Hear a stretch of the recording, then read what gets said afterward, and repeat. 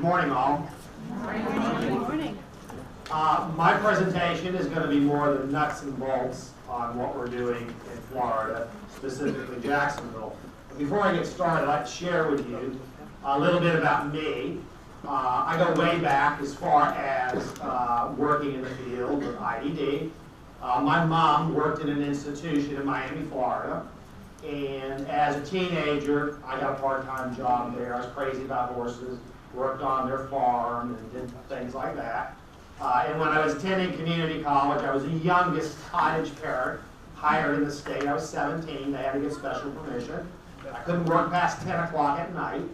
And so I kind of know what an institution is like and how horrible they actually are. And when I was attending community college, the bureaucrats, as I like to refer to them, they didn't change things quickly, and there were things at the institution which I felt were safety issues, et cetera, et cetera. So after requesting their assistance to change these, and they didn't, I decided I would gather a group of parents and other staff who felt like I did. So we picketed the place and got the television stations and newspapers, et cetera, et cetera. So anyway, to quiet me, they put me on every single committee known to man. So anyway, that's sort of how I started. And I decided I would make a career out of this.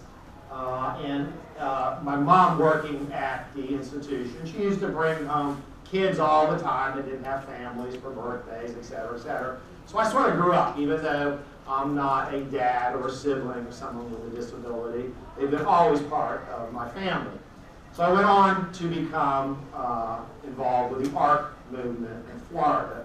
So I've been doing this for almost 40 years. And I also am the executive director in Palatka, which is a little south of Jacksonville, about an hour and a half. So I work between Jacksonville and Palatka. So I do the more urban thing, of course, in Jacksonville, and the more rural in Palatka. But one thing that we have done in both of the communities is over the years, we've addressed the housing needs of people with developmental disabilities. I've also done some HUD consulting throughout the country, working with the 202 and the 811 program. So we build traditional group homes with conventional donated financing. We've also chased every federal program there is to build residential options and all. So we have community homes. We actually have small apartment complexes where people with IDD live in. So we've been doing this. And of course we do supported living in a big way. We assist people in renting their own apartments in all the communities we work in. We've even assisted folks with getting financing for their own conventional mortgages that they own their own homes. So we've done all those sorts of things. So about 10 years ago in Jacksonville, we found out, we just heard about, that the state of Florida owns some pretty incredible property as far as location and all. And I also found out that like 50 years ago, some Jacksonville families gifted this land to the state. But they put this really cool deed restriction in it. And it said it had to benefit people with IDD. So the state had done it's 50 acres. They had done very little with it. They have a couple of little administrative buildings on it. And like 47 acres were basically undeveloped. Again, years ago, this was like farmland, timberland, etc. So it's between the city and the beach. So it's only about 5 miles from the beach. And however, over the years, Jacksonville has begun to sprawl. So now it's one of the very, very best zip codes in our community. We have high-end housing. We have condominiums. It's even a commercial corridor, and I'm going to show you all this. So anyway, that's how the village, the whole idea just sort of sprung up. We said to families, gosh, if we could do something with this property, and we didn't know at the time it was going to be for the village, what would it be? So we brought focus groups together, family members, self-advocates, anybody who wanted to throw their 2 cents in on what we might do with this property if we could get possession of it. And that's sort of how the village dream started. That's the one. how do I go forward? Use the scroll or the left button. The left button. No, you're here on the top. Scroll. Okay. Okay, so this is the vision of the Art Village. It's all about a community of friends who will have individual independence. They're going to have access to employment within our community, and the whole place is going to be about natural supports and also core staffing, and really a system where both families and staff and residents make this work.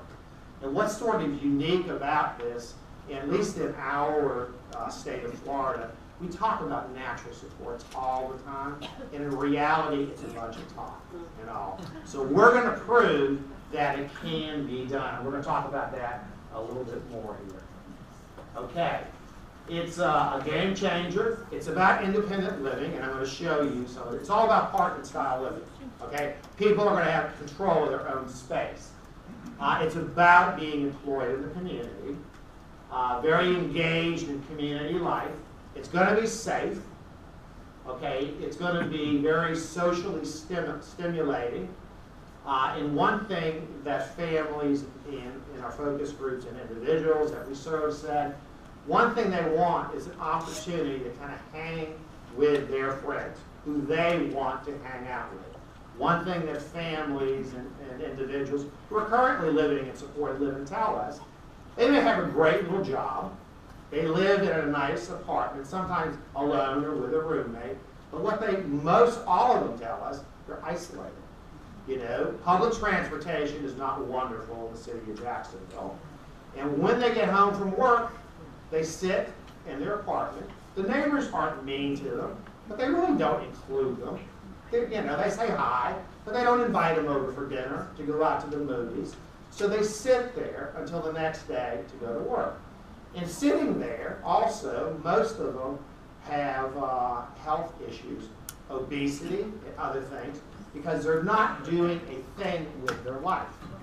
So one thing families ask us about the village is to make sure there's ample opportunity for lots of socialization.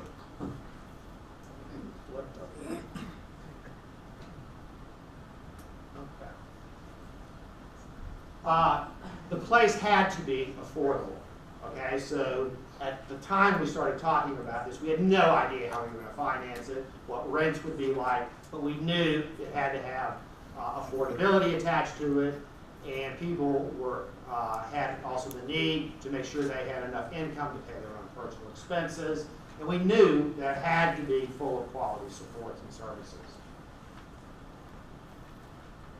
Okay, it is a community first in Florida.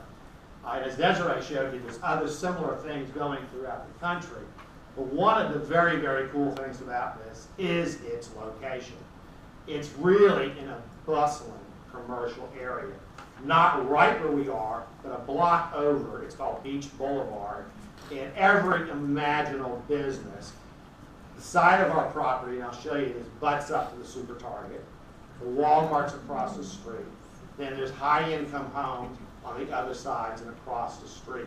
So there's ample opportunity for folks to be part of their community, not just shopping, but there's restaurants, there's movies, there's every imaginable thing to do right down the street and all. Also, too, the opportunities for employment, okay?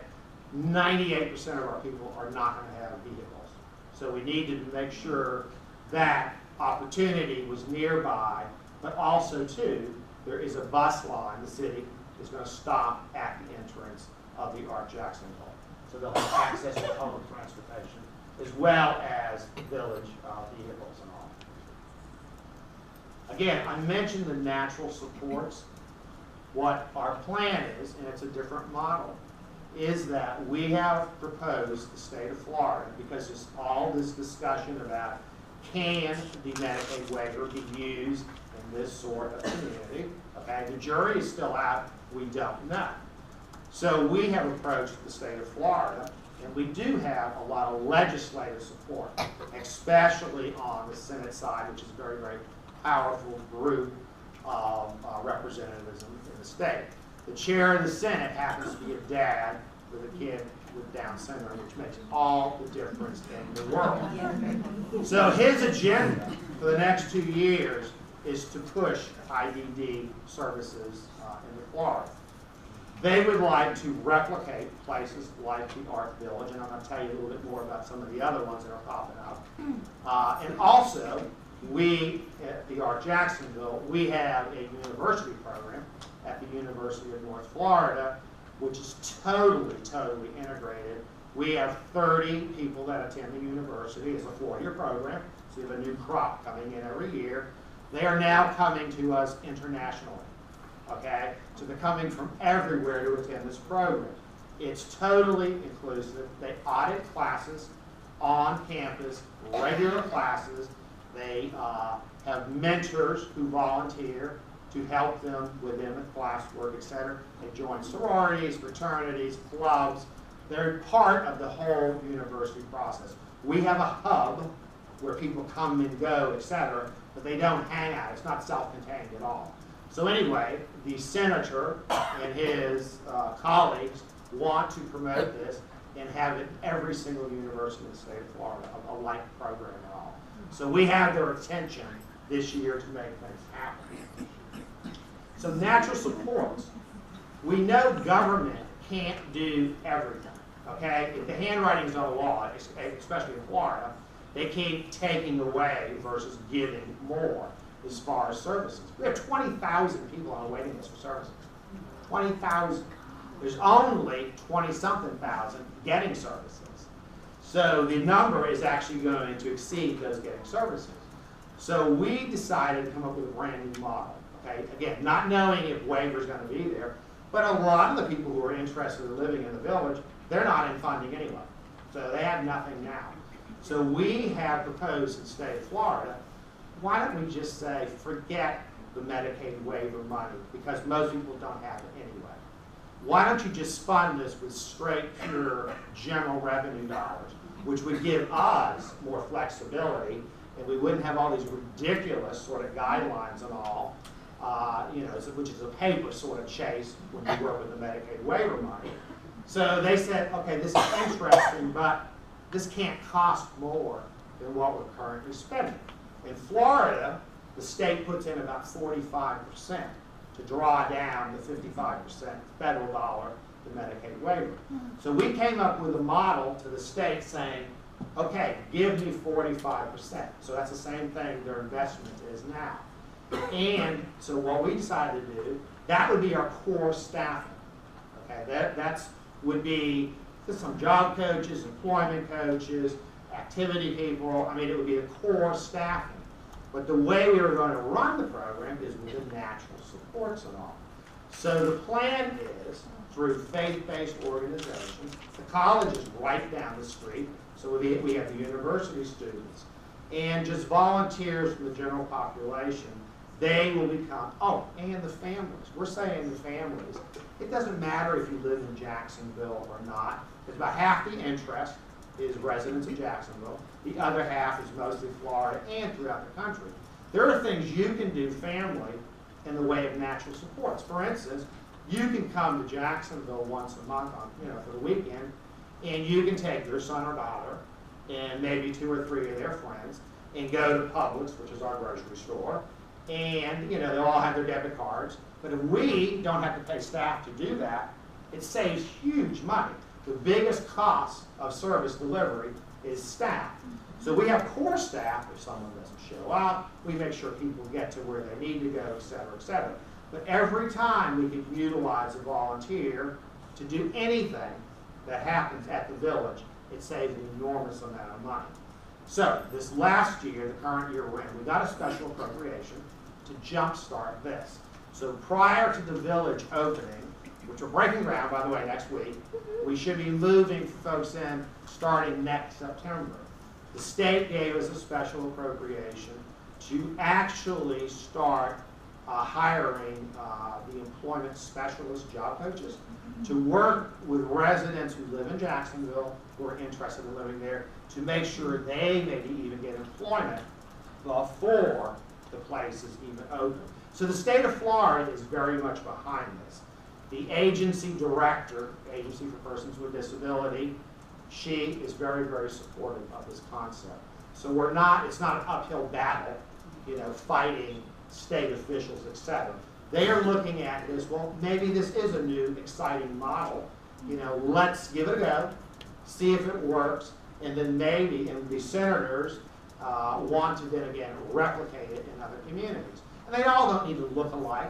They're all have a little different twist to it. And I'm going to tell you more about what we're doing in Jacksonville. Okay, this is the site plan. Okay, we have 32 acres of property. So you, to the left, you see the highway there. That's a new road cut that's coming in. Oh, all right. All right, here's the new road cut that comes in here. So this is going to be the village. This is all of our property, all of us. So the village is going to be over here. This is the community center, about 12,000 square feet. And through focus groups, by the way, we hired an architectural firm where one of the principal, he's a dad, 2 kids with IDD. So he is real sensitive to our population, etc. So we have a community center, and one thing is that families and the folks we serve said, it would be really cool, especially mothers said this, if I knew my kid got one great meal a day. Please. So in the community center, we have a multi-purpose room. It's got a stage, but also can be used as a cafeteria or a commercial kitchen. And we're going to offer the evening meal. It's by choice. Everything at the village is going to be by choice. If you want to buy, there is a price, your evening meal, great. If you want to cook in your own apartment, great too. So it is going to be an option at all. So in the community center too, we have fitness room, that have a swimming pool. It's going to have an outdoor jacuzzi, all kinds of things, game rooms, snack bar, offices, activity rooms, movie theater. Everything is going to be in the community center. Now these here, and one thing that families said to the architect, we don't want them to look anything like apartments. We don't want high rises. We don't want 2-story. We want it to look like this neat neighborhood when you come in. So each of the rooftops is either a duplex or a triplex. But when you drive down the street, you'll see some pictures. And by the way, all of this is in your handout too. They actually look like homes, okay?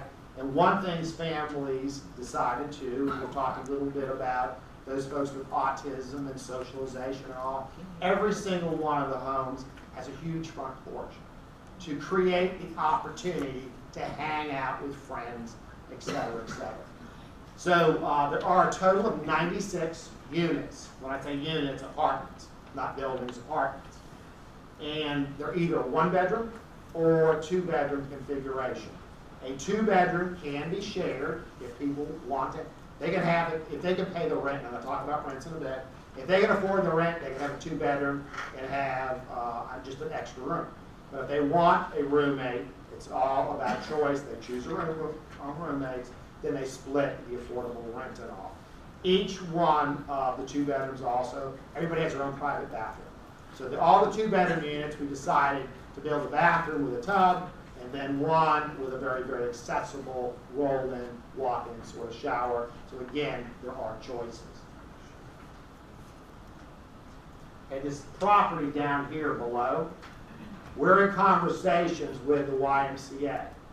And Jacksonville is a huge, very, very successful organization.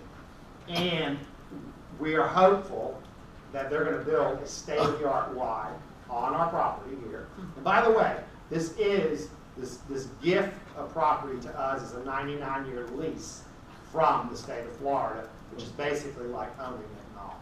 So we are in control of the whole 32 acres. So if the Y joins us, the deal with them is they're going to help pay for some of the upkeep on the road end, et cetera, but even the better part is they're going to run our entire social, recreation, leisure time program with their dollars, and our folks will have access, free of charge, to the entire YMCA. And again, the broader community comes in, then the opportunity for more natural supports and all. okay, friendships develop, etc., that will spill over to village life as well. So that's kind of like the icing on the cake as far as this whole build. And this gives you an idea of who is our neighbor. So you can see right here is where the village is.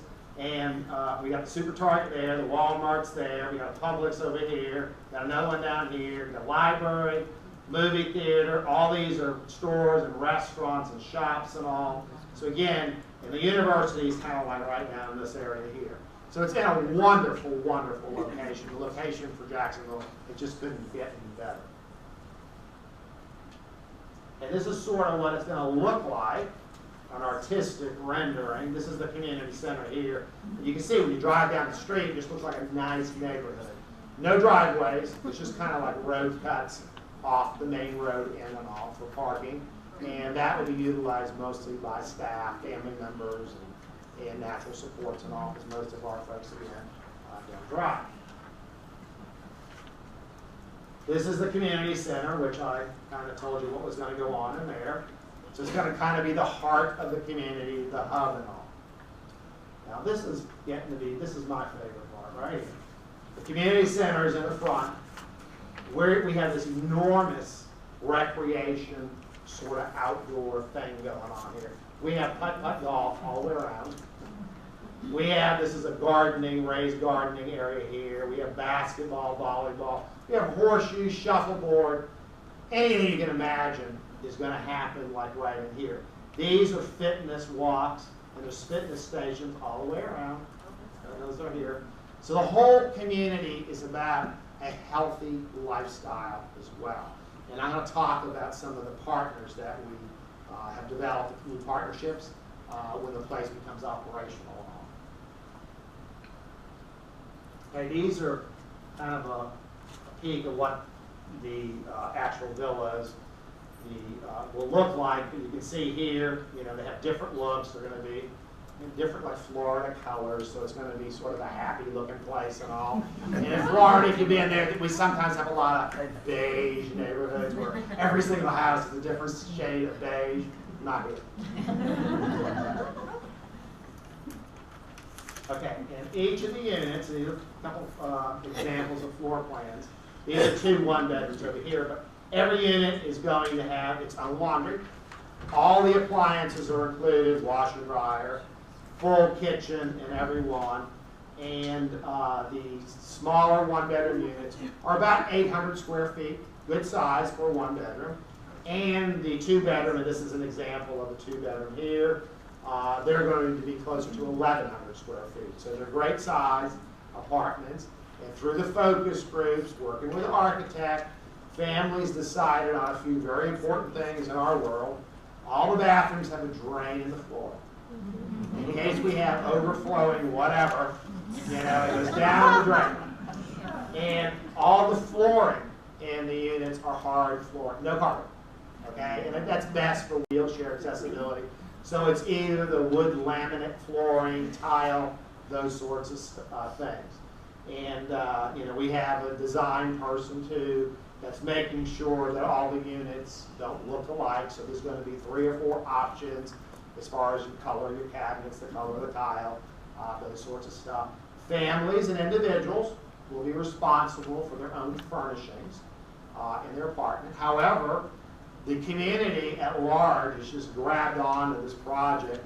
We had to rent a warehouse because we have furniture stores that brand new stuff, because we're not taking anything used, that are already donating stuff. We had a furniture store that went out of business. We got everything in the store.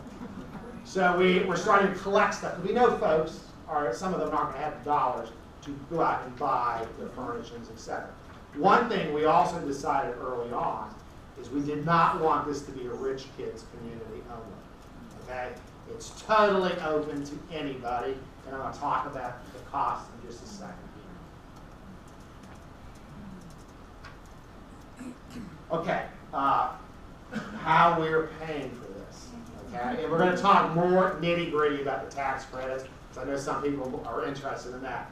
But every state gets affordable housing tax credits. Okay. And the allocation is based on the population of the state. Florida gets a whole bunch.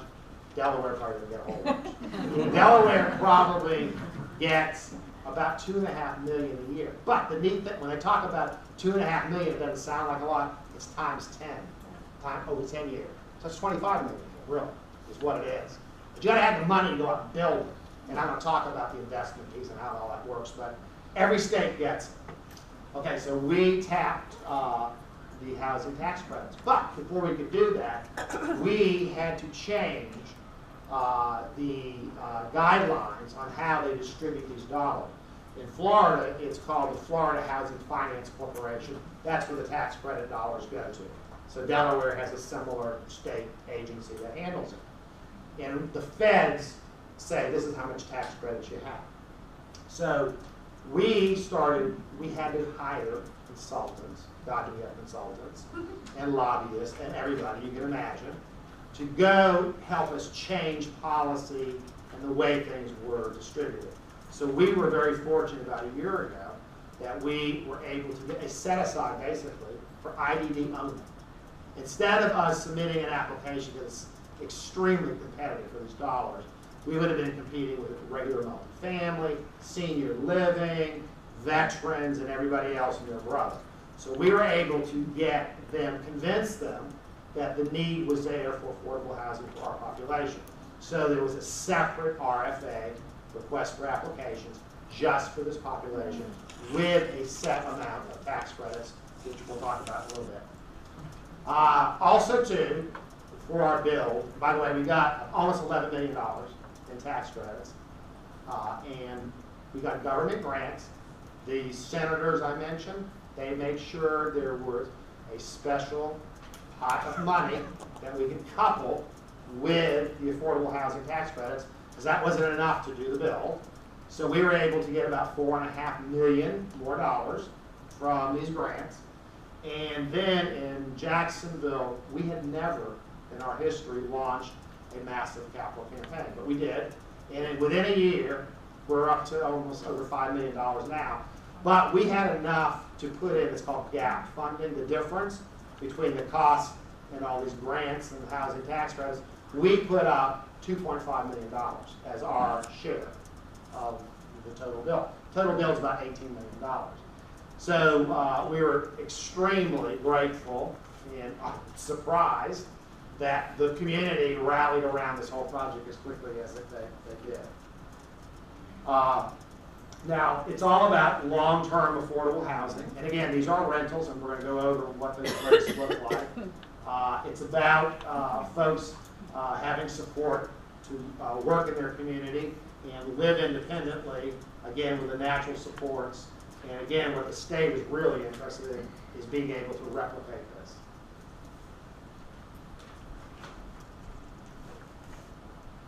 Okay, the model is the independent living, affordability, the employment, the core staffing, and the partners. I'll talk about the partners now. We, again, have been working on this project for years, but in the last year or so, we've started to kind of focus in on the operational piece. You know, we're figuring out all of the guidelines, the training for staff, natural supports, etc., and also partners. So I mentioned the YMCA. So they're going to take a piece of this and run our whole activity program and all, which saves us a huge amount of money. You know, that's big. That's a big piece. We are also talking in Florida, Blue Cross Blue Shield. The headquarters is in Jacksonville. It's a huge, huge place. Baptist Health, which is the biggest hospital health delivery system in North Florida, and the Jaguar Foundations. We stink at football, but they have a great foundation. We have approached the Y and those three other groups to do our whole wellness program. And again, I mentioned it's about a healthy lifestyle. So between all those players, they all want a piece of this. Nobody's turned us away. They're going to pay for the RN, who is going to help people learn how to take their medications, how to identify, how to self-medicate, etc., and deal with any health issues that come about. They're also providing the mental health counselor. You know, adjusting to independent living is a big, big deal for a lot of people. And our folks, they don't just have a developmental disability, a number of them have mental health issues as well. So we're going to have a mental health counselor. There's going to be a wellness coordinator. There's going to be a dietitian to work with people on preparing healthy meals within their own apartment and all. So these four groups have come together to take over the whole wellness piece of our operations and all. And we continue to look for partners.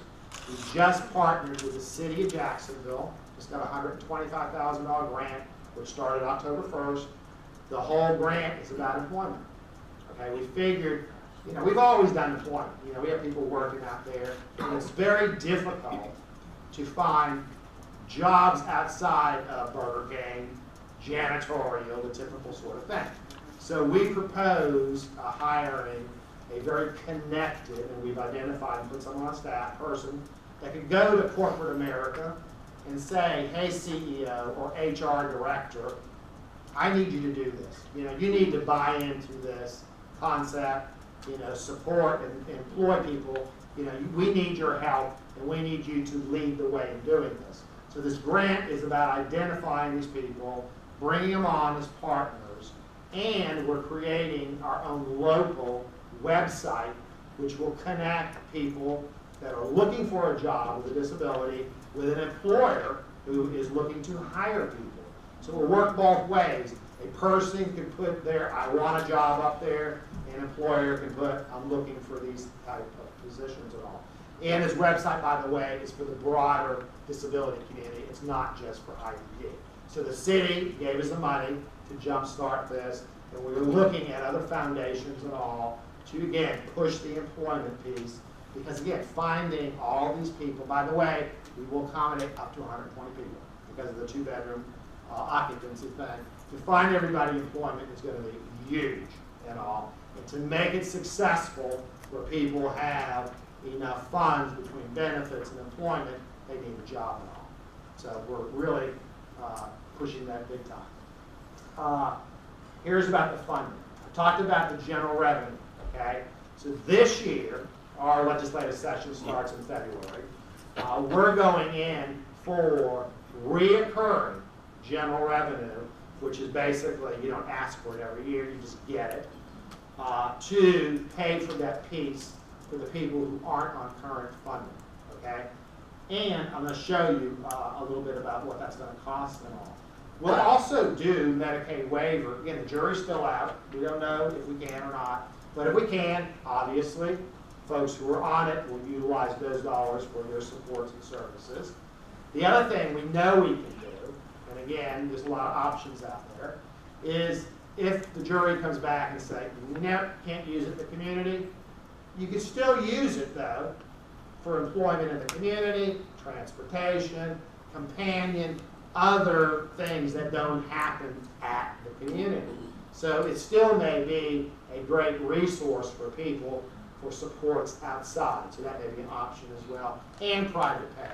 We have a number of families who are willing to pay privately and all. So we have a combination of revenue sources for their supports. Okay, funding. This is sort of how the tax credit thing is working out. You can see that's our allocation. And the two sale dollars, they're for affordable housing. The Florida Housing Finance Corporation controls those dollars. They're really loans, but they're forgivable loans, okay? So they gave us those dollars. The smaller amount, the $1.2 million, is for the community center. The other one is to help build the apartments. You can see where we got just a regular grant for 1.5, and you can see what the Art Jacksonville is putting in. We have to have a reserve operating account for delinquent rents, et cetera, et cetera. It's a very complex, complicated sort of thing, but I'm finally getting it. And we have surrounded our people with lots of consultants and attorneys who are kind of walking us through this. And also the total bill is about $18.5 million. It's a lot of money. And you can see over on this side where the money is actually going to go as far as the expenses to come up with that. Now, In the funding, we had this, this is part of the package, to put in a reserve account. But one of the dilemmas over here, this is what they want us to put in, 1.5.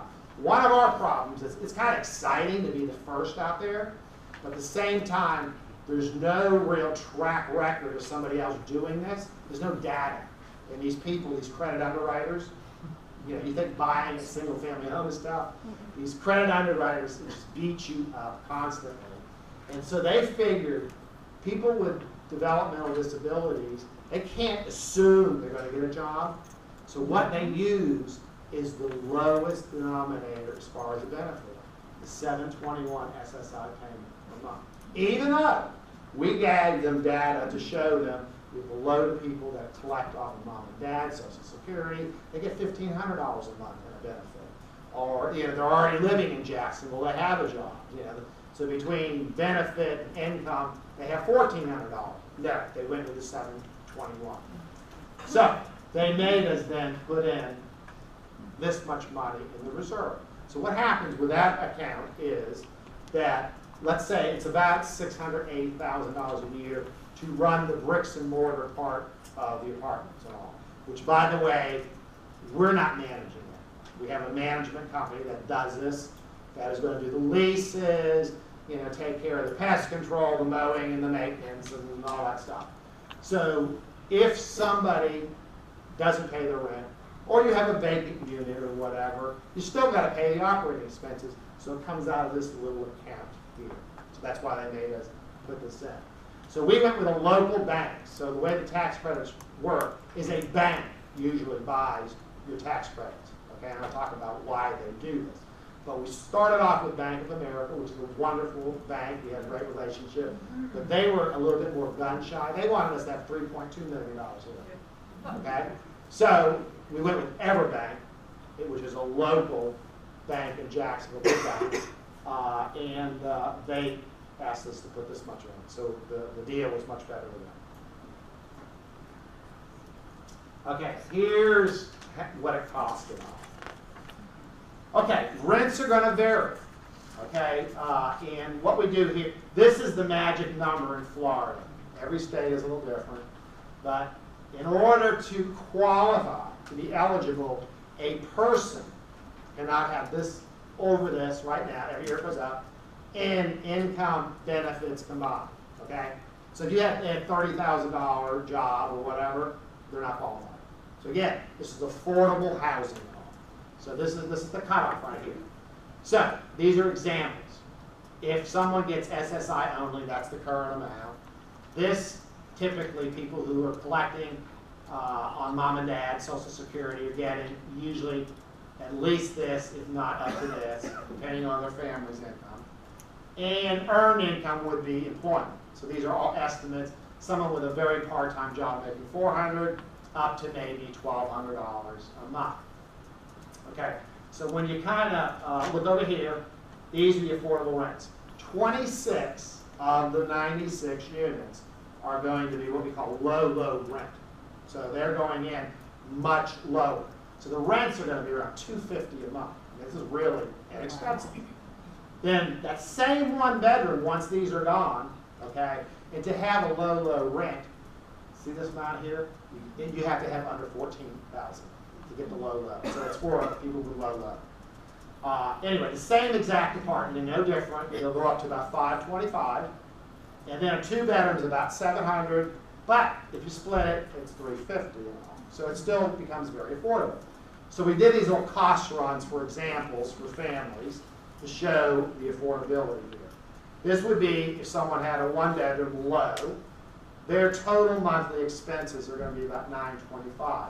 So you got your rent, utilities, your food, your personal expenses and all. We're talking on this side of the equation. This is about housing and personal. It has nothing to do with supports and services. This is just to live in the apartment, feed yourself, etc. So you can see if someone just had SSI, they'd have a pretty tough time of coming up with this. That's why this becomes very important. Unless mom and dad want to subsidize, they can certainly do that and all. But the other cool thing that we've done is we knew there were going to be people with this until they get a job, or if they lost the job, we didn't want to have people evicted. So we've established an endowment. We already have $1 million in it, and this is during our campaign. And we want to have at least 2, if not 3. So the interest the endowment spends off every year goes to hardship sorts of needs. We'll pay your rent. We'll help you buy food, whatever it is. So nobody has to leave the community. So this is a 1-bedroom. You can see, because rent is more, it just goes up, the cost. And this would be a 2 if you're on your own, and this would be shared. So it's very, very similar over here.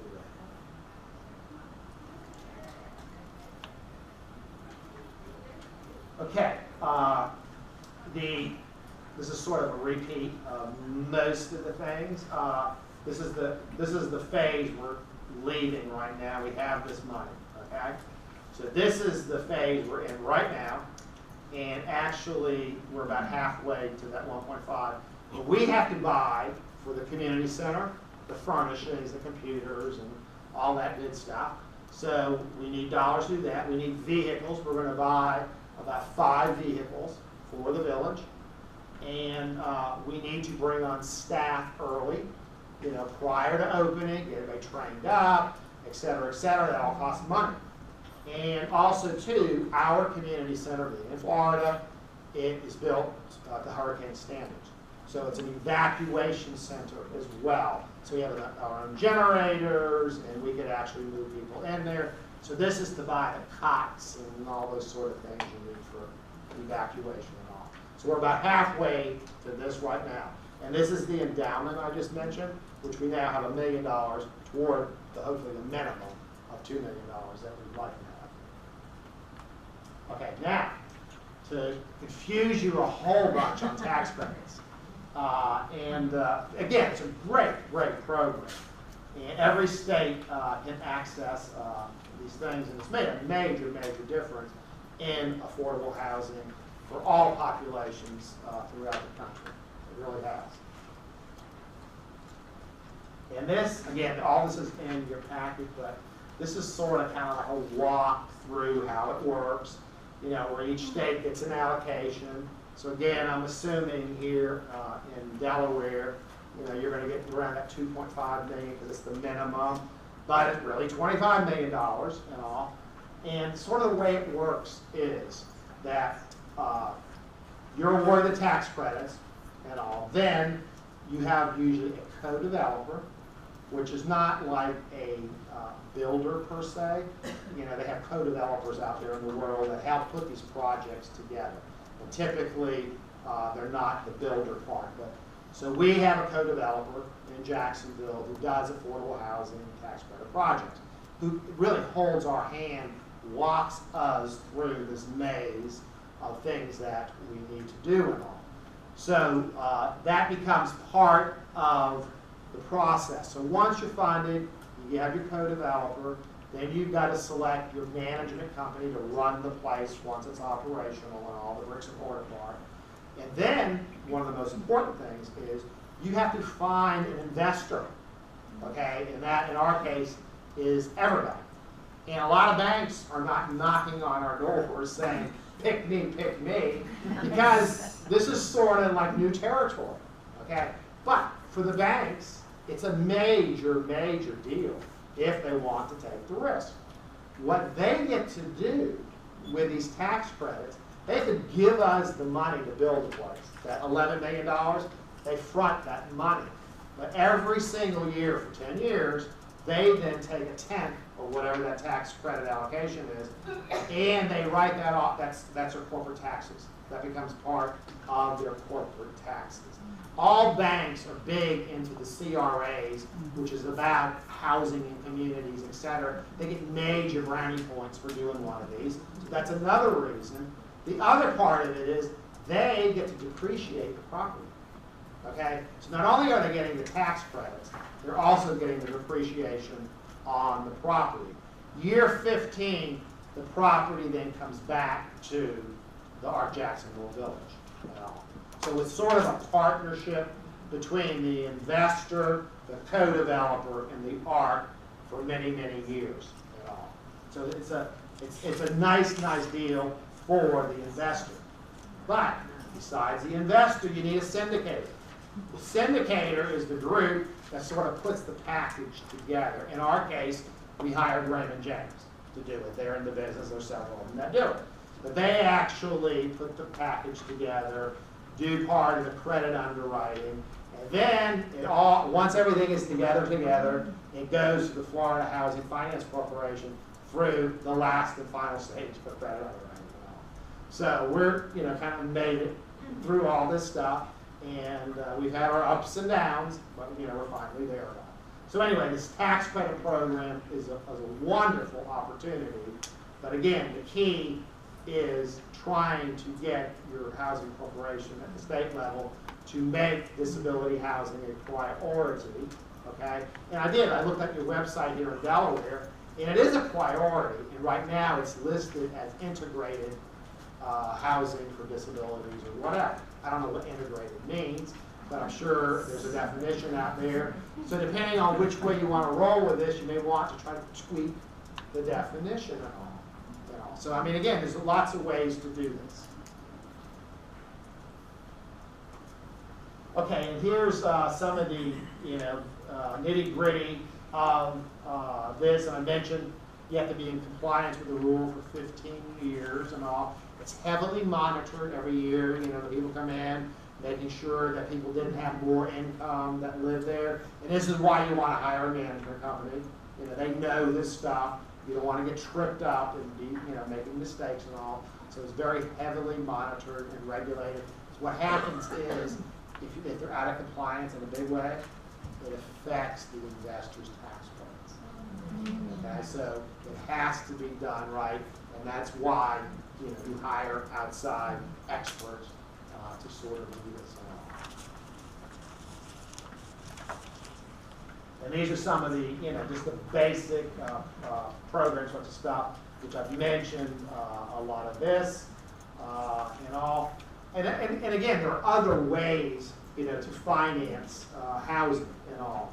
And one of the things we're also working on right now to make sure rents are even possibly more affordable. We're working with our housing authority in Jacksonville, who handles vouchers and all. So we're trying to get a set aside for vouchers for some of the future residents and all.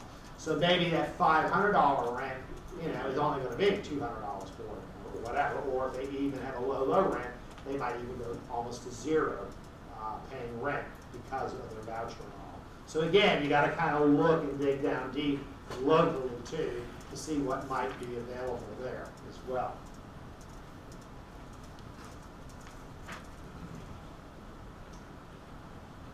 Okay.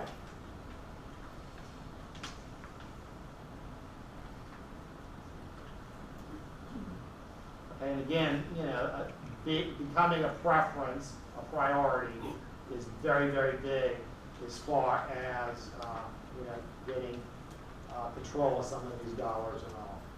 And most states, though, at least are listening now to the needs of folks with disabilities and all. Most states have put in definitely veterans housing as priorities, and the disability population is definitely sort of getting everybody's attention now as well.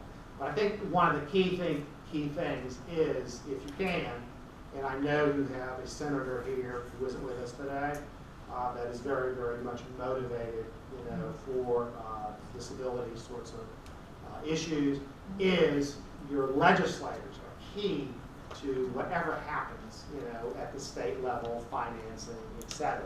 So if you can kind of garner their support and all, these things tend to inch forward in a more rapid way.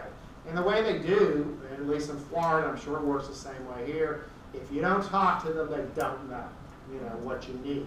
So the more people that call them and say, this is a priority for me, what can you do to help me get there, at least they start listening, to those suggestions and all. So, being active legislatively is really imperative.